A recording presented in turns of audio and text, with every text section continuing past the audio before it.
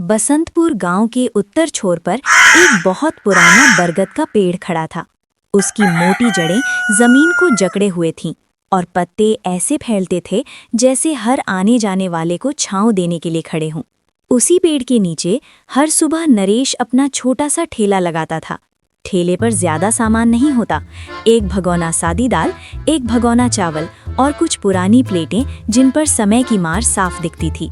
सुबह से शाम तक मेहनत करने के बाद भी नरेश के ठेले पर गिनती के ही ग्राहक आते।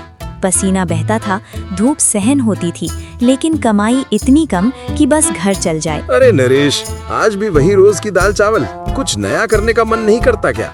मन तो बहुत करता है भैया, पर जो आता है वही बेच पा रहा हूँ।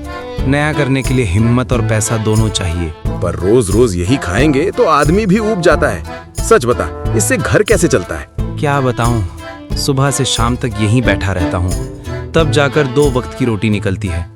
कई बार तो यही सोचता हूँ कि आज चूल्हा जलेगा भी या नहीं। उससे ज्यादा कुछ नहीं। उस दिन दोपहर कुछ ज्यादा ही कठोर थी। इस तरह तो जिंदगी यहीं खत्म हो जाएगी दोस्त। दाल चावल बेचकर कोई आगे बढ़ा है क्या? कुछ अलग सोच। ना दुकान खोलने के पैसे, कुछ और बनाना आता भी नहीं। जो किस्मत ने दिया उसी में गुजारा कर रहा हूँ, पर करूँ क्या?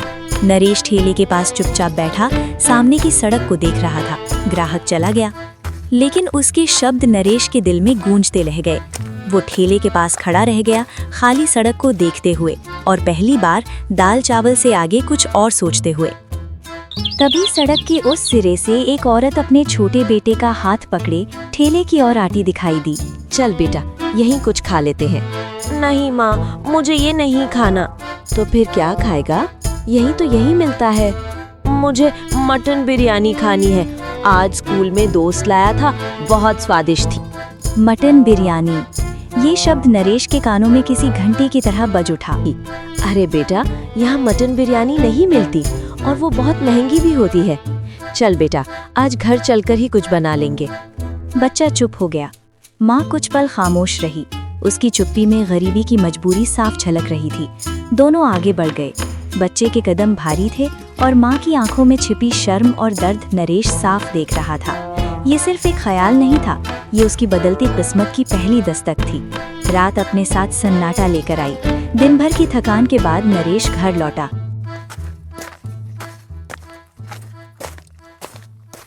आ गए आज? बहुत थके हुए लग रहे हो। आज मेरे दिमाग में एक नया विचार आया है राधा। अच्छा, बताइए, कौन सी शरारत चल रही है आपके दिमाग में? शरारत नहीं, काम की सोच रहा हूँ। सोच रहा हूँ दाल चावल की जगह मटन बिरयानी का ठेला लगाऊं। मटन बिरयानी? वो क्या होती है? मुझे तो बनानी भी नहीं आती। तुम चिंता मत करो, मेरा दोस्त है ना राजू, वो ढाबे पे काम करता है, उसी से सीख लूंगा। लेकिन नरेश को थोड़ी चिंता हो रही थी कि इतने पैसे लगाने के बाद भी उसका ठेला चलेगा या नहीं। अगले दिन सुबह होते ही नरेश अपने ढाबे वाले दोस्त के पास चला गया। कैसे हो दोस्त? बताओ कैसे आना हुआ? हाँ राजू, मैं आज तुमसे मटन बिरयानी बनाना सीखने आया हूँ, ठेले पर लगाने के लिए। हो सकता है मटन बिरयानी का ठेला लगाने से मेरा धंधा चल जाए। देखो दोस्त, मटन बिरयानी बनाना थोड़ा मुश्किल है, लेकिन मुझे यकीन है तुम कर लोगे। फिर राजू नरेश को मटन बिरयानी बनाना सिखाने लगा। पूरी रेसिपी समझने के बाद नरेश घर की ओर चल पड़ा। राजू ने मटन बिरयानी बनानी तो सिखा दी, लेकिन इसमें बहुत महंगा सामान लगेगा। पता नहीं मेरा ये मटन बिरयानी का धंधा चलेगा या नहीं। नरेश घर पहुंचा। घर में घुसते ही राधा बोली, आ गए आप? आज आपके लिए एक सरप्राइज है, जिसे जानकर आपको खुशी भी होगी और शायद थोड़ा दुख भी। अरे तो बताओ ना, क्या सरप्राइज है? नहीं, वो मैं आपको 5 दिन बाद बताऊंगी। अरे भला 5 दिन बाद क्यों? नरेश ने ये बात वहीं छोड़ दी। फिर वो रसोई में गया और गर्मा गर्म मटन बिरयानी बनाने में लग गया। जब बिरयानी तैयार हो गई तो उसकी खुशबू पूरे घर में फैल गई। नरेश ने ताज़ा मटन बिरयानी हांडी में भरी, ठेला सजाया और उम्मीद के साथ अपने ठेले को लेकर निकल पड़ा। चौराहे पर पहुंचते ही नरेश ने हमेशा की तरह अपना ठेला उसी पुराने बरगद के पेड़ के नीचे लगाया। लेकिन आज सब कुछ अलग था। आज उसके ठेले पर दाल चावल की जगह मटन बिरयानी की हांडी रखी थी, जिससे उठती खुशबू हवा में फैलने लगी। नरेश का दिल तेज धड़क रहा था। कुछ ही देर में राह चलते लोग रुकने लगे। कोई खुशबू सूंघकर ठहर जाता, कोई हांडी की तरफ झांकने लगता, लेकिन अभी तक किसी ने प्लेट नहीं मांगी। तभी एक बुजुर्ग आदमी पास आया और बोला, हे भगवान, बस आज पहला दिन अच्छा निकल जाए। अरे नरेश, आज दाल चावल नहीं, ये क्या नया शुरू कर दिया? काका, आज मटन बिरयानी है, एक बार चक्कर देख लीजिए, पसंद ना आए तो पैसे मत दीजिए। अच्छा, लगा दे एक प्लेट। नरेश ने कांपते हाथों से पहली प्लेट परोसी। बुजुर्ग ने पहला निवाला लिया। कुछ पल चुप रहे, अरे वाह, ये तो बहुत बढ़िया बनाई है तूने। फिर बोले। उनकी आवाज सुनते ही पास खड़े दो और लोग आगे आ हमें भी देना एक एक प्लेट, जल्दी आओ, नई बिरयानी आई है। गए। धीरे धीरे भीड़ बढ़ने लगी। कोई दोस्त को बुला रहा था, कोई कह रहा था। नरेश की घबराहट अब खुशी में बदल रही थी। हर प्लेट के साथ उसका आत्मविश्वास भी बढ़ता जा रहा था। कुछ ही घंटों में ठेले के सामने छोटी सी लाइन लग गई। हांडी आधी खाली हो चुकी थी और नरेश के चेहरे पर महीनों बाद सच्ची मुस्कान दिखाई दे रही थी। अब रोज नरेश की अच्छी कमाई होने लगी थी और उसका कर्ज भी धीरे धीरे उतरने लगा था। लेकिन अब एक नई मुसीबत उसके इंतजार में थी। एक दिन मंत्री जी का एक खास आदमी नरेश के पास आया। अरे भैया, कैसे हो? मैं मंत्री जी का आदमी हूँ। अगले 2 दिनों में हमारे मंत्री जी गांव में भाषण देने आ रहे हैं और हम चाहते हैं कि उनके स्वागत के लिए तुम अपनी मटन बिरयानी का बंदोबस्त करो। इसके बदले तुम्हें 10,000 नकद दिए जाएंगे। हाँ ठीक है भैया, मैं सबके लिए परसों मटन बिरयानी का बंदोबस्त कर दूंगा। लेकिन याद रखना, अगर उनका स्वागत स्वादिष्ट मटन बिरयानी से करोगे तो हो सकता है इस गांव में पक्की सड़कें और अच्छे नाले बन जाएं। अब गांव का भविष्य तुम्हारे हाथ में है। आप चिंता मत कीजिए, मैं सब संभाल लूंगा।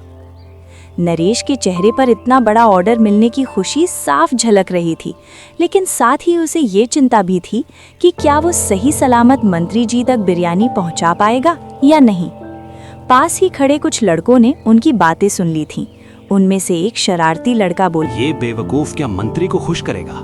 अगर मैं इसकी बिरयानी पहुंचाने से पहले ही खराब कर दूं और खुद ये सब लेकर चला जाऊं तो पैसे मुझे मिलेंगे। उस लड़के की शरारत बेचारे गरीब नरेश पर भारी पड़ने वाली थी। कुछ दिनों बाद समारोह का दिन आ गया। नरेश ने अपनी मदद के लिए पड़ोस के एक लड़के को अपने साथ ले लिया।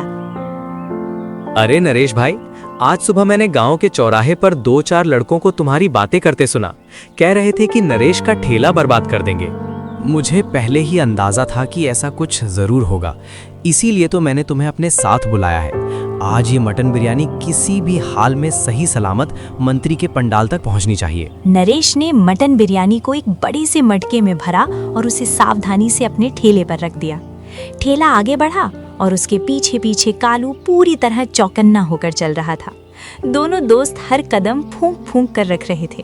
कुछ ही देर में मटन बिरयानी का ठेला गांव की सीमा पार कर चुका था और दोनों दोस्त गांव से बाहर निकल आए। भैया, मुझे बहुत डर लग रहा है। डर मत दोस्त, बस थोड़ी ही देर में हम समागम वाली जगह पहुंच जाएंगे। चलते चलते रात हो गई। चारों तरफ सन्नाटा पसरा हुआ था। नरेश और कालू हाथों में लालटेन लिए धीरे धीरे आगे बढ़ रहे थे। नरेश के मन में अजीब सी बेचैनी होने लगी। उसे ऐसा लग रहा था जैसे आज कुछ अनहोनी जरूर होने वाली है। दोनों अभी आगे बढ़ ही रहे थे कि अचानक रास्ते में कुछ परछाइयां दिखी। लालटेन की रोशनी जैसे ही तेज हुई, सामने वही शरारती लड़के खड़े दिखाई दिए। नरेश को आता देख उनमें से एक लड़का जानबूझकर जमीन पर गिर पड़ा। मेरे पैर में मोच आ गई, कोई तो मदद करो। और जोर जोर से चिल्लाने लगा। लेकिन नरेश अपने बड़े दिल और नेक स्वभाव के आगे खुद को रोक नहीं पाया। वो ठेले से नीचे उतरा और उस लड़के की तरफ बढ़ गया। उधर कालू को पूरा शक था। वो और ज्यादा चौकन्ना होकर ठेले के पास ही खड़ा रहा। तभी अचानक झाड़ियों के हिलने की आवाज आई। कालू ने ध्यान से देखा, झाड़ियों के पीछे से एक और शरारती लड़का निकलकर ठेले के पास आ गया। उसने जल्दी से अपनी जेब से एक छोटी सी शीशी निकाली और मटके की तरफ बढ़ने लगा। तभी कालू ने फुर्ती से लालटेन घुमाई और जोर से चिल्लाया। कालू की आवाज सुनते ही वो लड़का घबरा गया और अंधेरे में भाग निकला। उसी पल जमीन पर गिरने का नाटक कर रहा लड़का भी उठकर भाग गया। नरेश दौड़कर वापस आया गए, लेकिन नरेश की चिंता बढ़ती जा रही थी। अगर उसकी मेहनत बर्बाद हो गई तो वो फिर से कर्ज के नीचे दब जाएगा। सुबह होते ही समागम जोर शोर से चल रहा था। लोग इधर उधर पूछ रहे थे। तभी दूर से एक ठेला आता हुआ दिखाई दिया। लोगों की नजर पड़ी। नरेश ने बिना देर किए सबको प्लेटों में मटन परोसना शुरू कर दिया। पंडाल में खड़े सभी युवक उत्साह से मटन खाने लगे। प्लेटें खाली होती गईं, लोग तारीफ करते गए और नरेश का भरोसा लौटने लगा। आखिरकार नरेश की मेहनत रंग लाई। उसकी ईमानदारी, धैर्य और नेकी की जीत हुई।